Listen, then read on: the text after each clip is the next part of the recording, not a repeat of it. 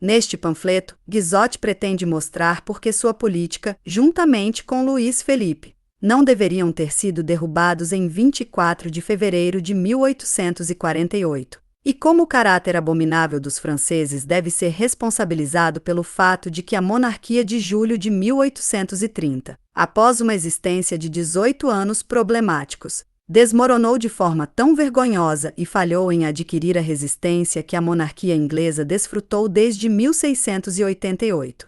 Ao ler este panfleto, percebe-se que mesmo as pessoas mais capazes do ancien regime, pessoas cujos talentos não se pode contestar, são levadas a tamanho estado de perplexidade pelos eventos fatais daquele fevereiro que perderam todo o entendimento da história, não compreendendo mais suas próprias ações anteriores.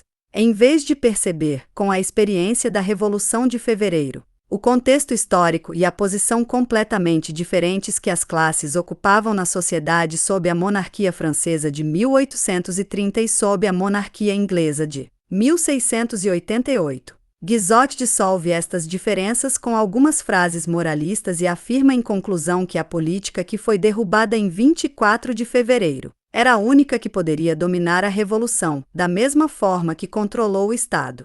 Especificamente formulada, a pergunta que Guizot pretende responder é: por que a sociedade burguesa na Inglaterra se desenvolveu como uma monarquia constitucional durante mais tempo do que na França?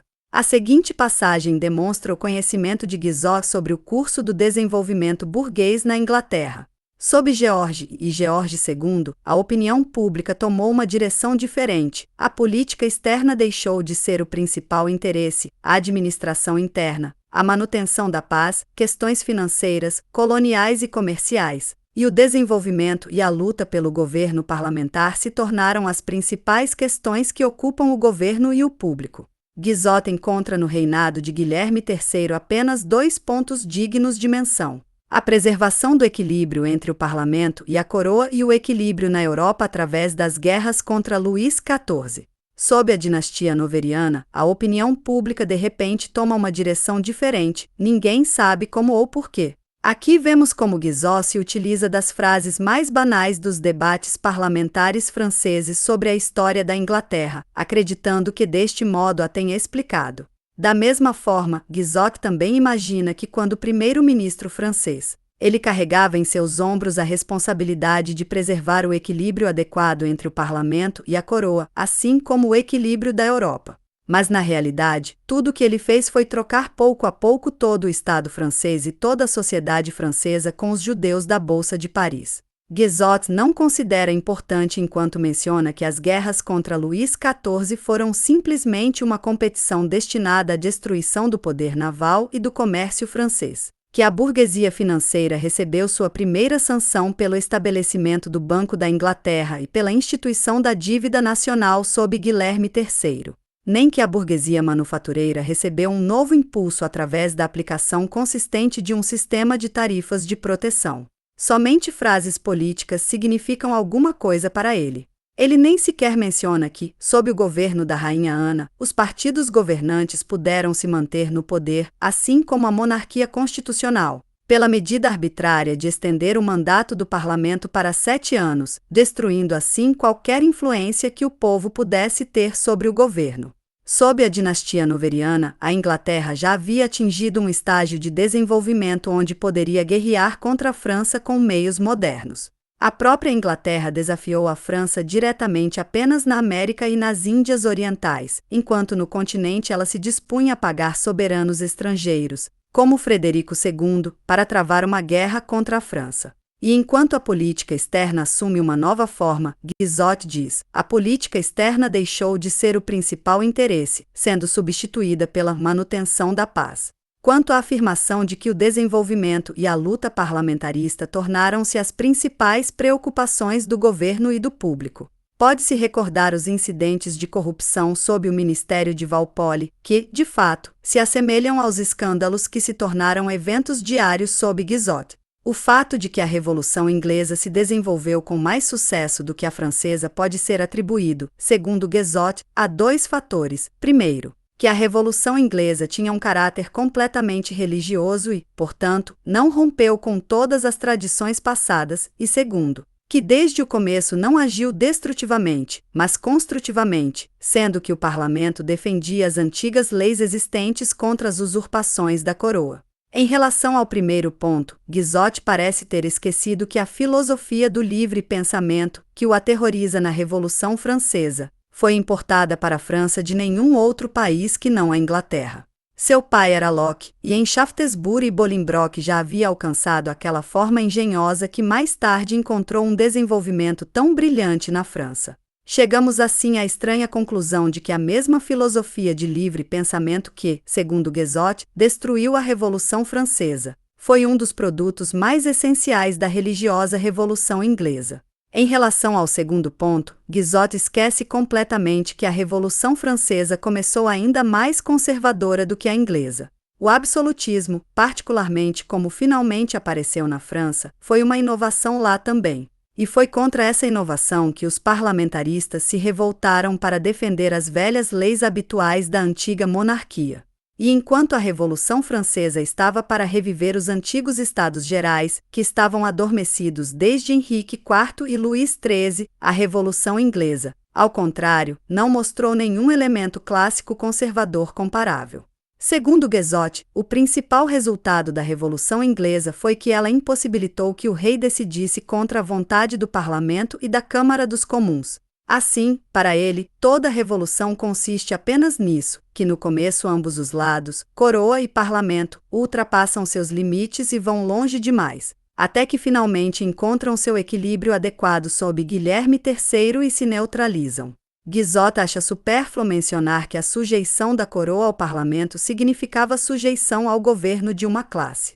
Ele também julga desnecessário lidar com o fato de que essa classe ganhou o poder necessário para finalmente tornar a coroa sua serva. Segundo ele, toda a luta entre Carlos I e o parlamento era meramente sobre prerrogativas puramente políticas. Nenhuma palavra é dita sobre por que o parlamento e a classe representada por ele necessitavam dessas prerrogativas.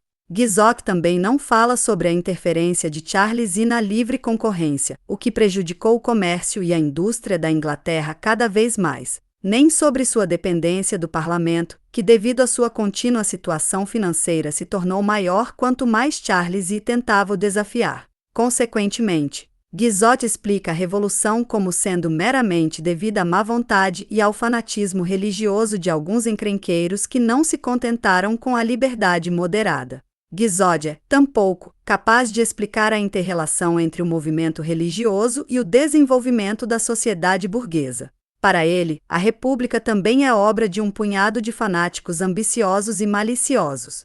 Em nenhum lugar ele menciona as tentativas feitas para estabelecer repúblicas em Lisboa, Nápoles e Messina naquela época, tentativas seguindo o exemplo holandês, como a Inglaterra fez. Embora Guizot nunca perca de vista a Revolução Francesa, ele nem chega à simples conclusão de que a transição de uma monarquia absolutista para uma monarquia constitucional só pode ocorrer após lutas violentas e passando por um estágio republicano, e que mesmo assim a antiga dinastia, tendo se tornado inútil, deve abrir caminho para uma linha secundária usurpadora. Guizot fala apenas o senso comum mais trivial sobre a derrubada da monarquia inglesa restaurada. Ele nem cita as causas mais imediatas, o medo por parte dos grandes novos proprietários de terras, que adquiriram propriedade antes da volta do catolicismo e que agora teriam que devolver as terras roubadas da igreja. Procedimento que impactaria 7/10 do total das terras inglesas, a aversão da burguesia comercial e industrial ao catolicismo, que eles julgam de nenhuma forma ser adequado, a indiferença com que os Stuarts, para benefício próprio e dos cortesões, venderam toda a indústria. E o comércio da Inglaterra ao governo francês, ou seja, ao único país que oferecia à Inglaterra uma concorrência perigosa e muitas vezes bem-sucedida, etc. Guizot omite os pontos mais importantes, não há mais nada para ele senão a narração altamente inadequada e banal de meros eventos políticos. Para Guizot, o grande mistério é o conservadorismo da Revolução Inglesa, que ele atribui a uma inteligência superior dos ingleses, enquanto na verdade ele deve ser atribuído à aliança persistente entre a burguesia e uma grande parte dos proprietários de terras.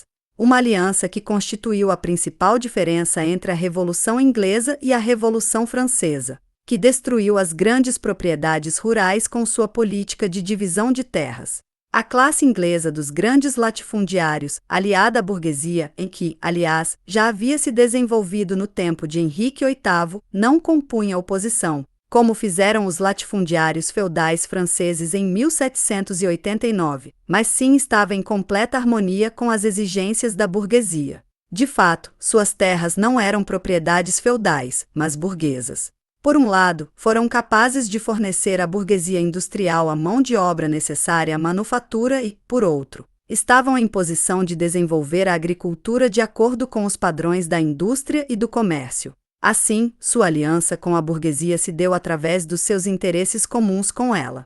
Para Guizot, a história inglesa termina com a consolidação da monarquia constitucional. Para ele, tudo o que se segue limita-se a um agradável jogo alternado entre os Tories e os Whigs, isto é, algo como o grande debate entre o próprio Guizot e Thiers. Na realidade, a consolidação da monarquia constitucional é apenas o começo do magnífico desenvolvimento e transformação da sociedade burguesa na Inglaterra. Onde Guizot vê apenas calmaria idílica, os conflitos mais violentos e as revoluções mais penetrantes estão ocorrendo.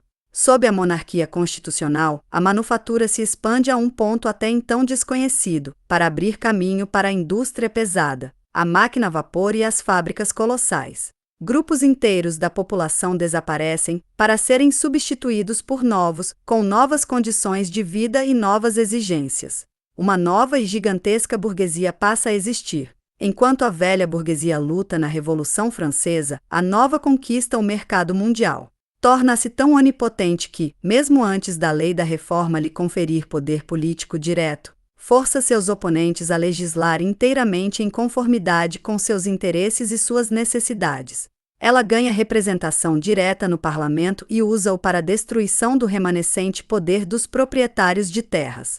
Finalmente, está, no momento presente, envolvida em uma demolição completa dos belos códigos da Constituição inglesa que Guizot tanto admira. Enquanto Guizot elogia os ingleses pelo fato de que as detestáveis excrescências da vida social dos franceses, o republicanismo e o socialismo, não destruíram os alicerces de sua sagrada monarquia, os antagonismos de classe da sociedade inglesa chegaram a um nível não encontrado em nenhum outro lugar. A burguesia, com sua incomparável riqueza e capacidade produtiva, é confrontada por um proletariado que também tem poder e concentração incomparáveis. Finalmente, Guizot assinala que, sob a proteção da monarquia constitucional, se desenvolveram muito mais elementos radicais de revoluções sociais do que em todos os outros países do mundo juntos. Quando os fios do desenvolvimento inglês se juntam em um nó que Guizot não consegue mais cortar, nem mesmo superficialmente, com meras frases políticas. Ele se refugia nas frases religiosas, na intervenção armada de Deus. Assim, por exemplo, o Espírito Santo de repente desce sobre o exército e impede Cromwell de se autoproclamar rei, etc. Ante sua consciência, Guizot procura segurança em Deus, ante ao público profano, em seu estilo. De fato, não só les rois s'en vont, não só os reis se vão, mas também les capacites de la bourgeoisie s'en vont, as capacidades da burguesia se vão.